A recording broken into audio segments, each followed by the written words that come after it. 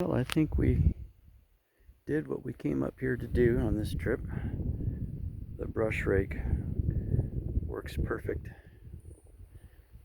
Um, I'd do a whole lot more, but it doesn't make sense to do it this time of year. I'll wait till the ground is wetter and where I can actually bring the construction bucket up and do some compacting and all of that. But I was able to knock some of the brush out of the way of an area where we need to bring the park model in here and set the shed and that sort of thing. So it pops the brush right out of the ground without any trouble, leaves the dirt behind, but I don't want to get too many brush piles going until I'm ready to be here to burn, so I'll leave this natural for dust control until I get a chance to deal with it. I do need to push back an area here to lay the house out.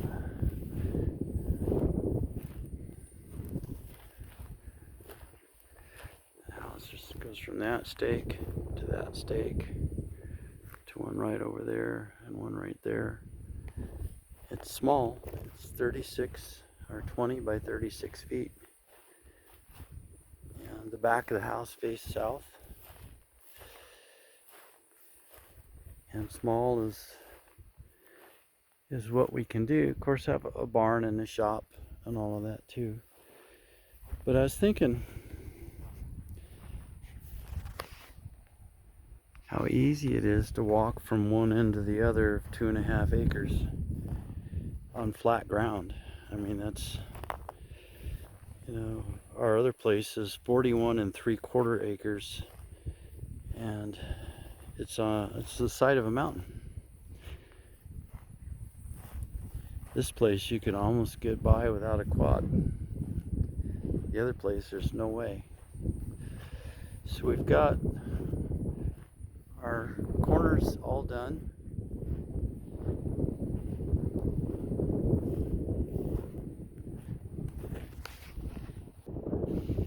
So we're ready for T-posts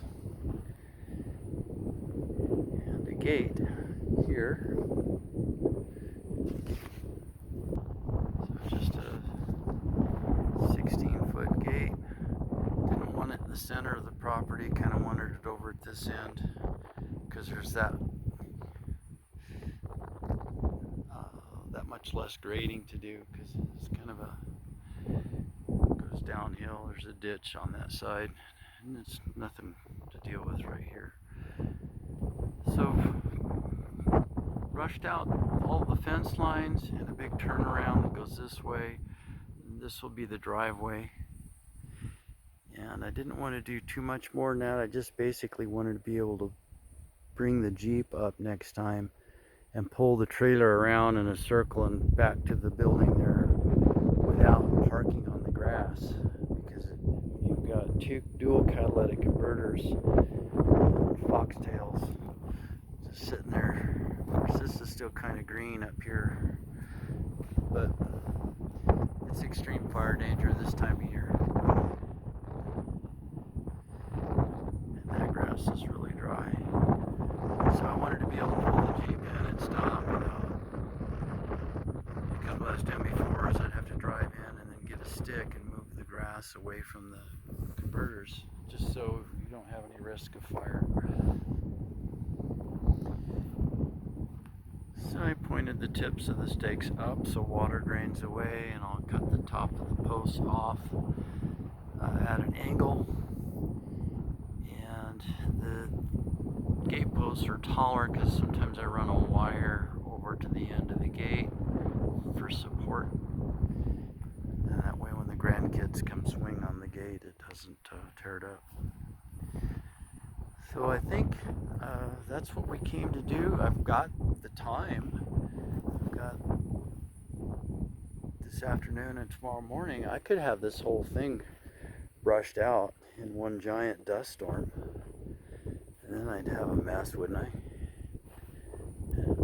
So really the idea is don't do any more than you have to. And I would like to just pull the sagebrush and the bitterbrush up and leave all the grass until I get a chance to disc the whole thing and replant it, and that's what Carol wants to do.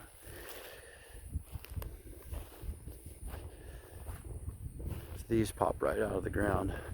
I was just freight training along on the other side of the big pine tree and just hitting one after the other. They all seem to be the big ones on that fence line, and Kwang! I almost went right over the safety bar. Found a great big old stump over there. So I'm just coming down this fence line and took one out, took another one out, and then kerpow, I ran into that. So that tells me there was quite a fire here. And I don't know whether this fire is the same year as that fire. Something killed the junipers and the brush jumped back up. I just don't know how long ago that fire was. I can see that there's a couple of lots over where a lot of trees got a new start, and the lot right next to me is a lot of the downed trees like this that burned and eventually got knocked over in the wind, kind of like that thing.